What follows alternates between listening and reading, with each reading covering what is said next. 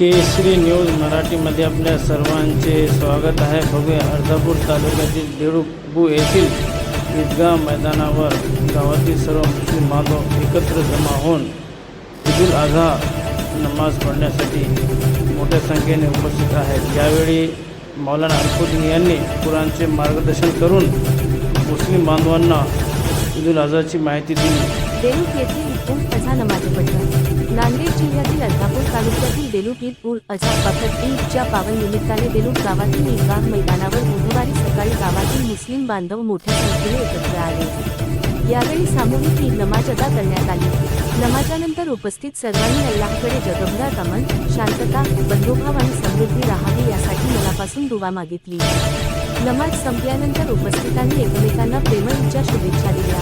कार्यक्रमात महिलांसह तरुण आणि ज्येष्ठ मुस्लिम बांधव मोठ्या संख्येने सहभागी झाले होते। यावेळी सामाजिक सौहार्द आणि एकतेचा संदेश देण्यात आला।